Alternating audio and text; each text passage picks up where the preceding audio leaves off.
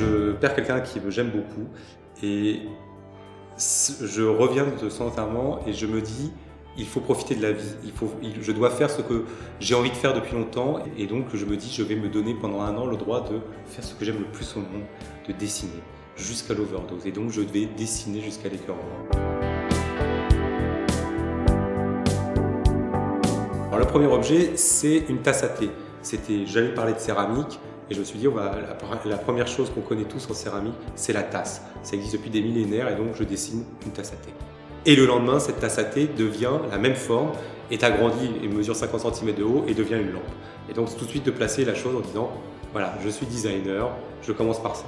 Et une forme raconte une fonction, mais parfois d'un seul coup, en changeant juste en décalant un petit peu son regard, une fonction peut être transformée et donc on passe de boire à éclairer.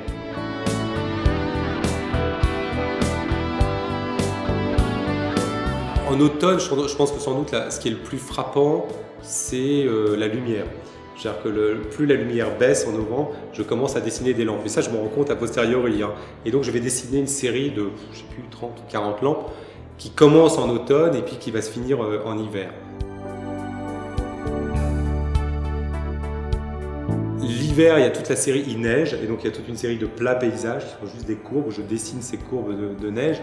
Ici, on prend le printemps de façon très schématique, il y a les cages à oiseaux, ou alors les abris végétaux qui sont des pots de fleurs. Voilà, la nature reprend ses droits, et moi je dessine cette nature qui reprend ses droits.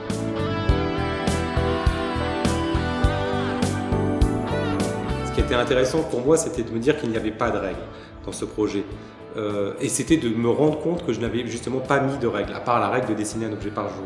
Plus j'avance pendant cette année-là, plus je franchis des frontières que je ne me connaissais pas. Et je vais découvrir des parts de moi que je ne me connaissais pas. Et je m'autorise des choses que je ne serais pas autorisé. Ça peut paraître bizarre, mais en fait c'est en me rendant compte, en les franchissant, que je me rends compte que je ne m'autorisais pas à les franchir justement. À quoi je sers moi en tant que designer et c'est quoi mon métier et en fait pourquoi je l'aime tant, pourquoi j'en ai tellement besoin. Je pense que c'est cette réflexion constamment que je me pose pendant 1 an.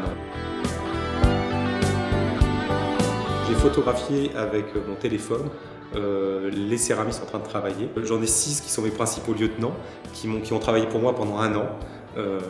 Comme des bêtes. Et puis j'ai d'autres potiers qui sont intervenus plus ponctuellement, mais qui sont tout aussi importants. Au début, c'est moi qui leur ai donné l'énergie, mais à d'autres moments, moi j'étais à terre et c'est eux qui m'ont permis de tenir.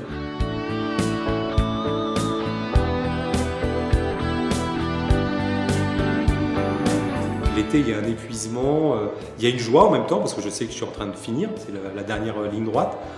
Mais il y a une sorte d'épuisement, de sidération, il faut que tout ça cesse. Donc il faut aller chercher en soi l'énergie pour finir. C'est une joie que ce projet soit fini, c'est une joie de le présenter ici parce que c'est la dernière exposition. Ensuite on ne verra plus ce projet. L'usage des jours, c'est une aventure parce que j'aime vivre la vie comme une forme d'aventure.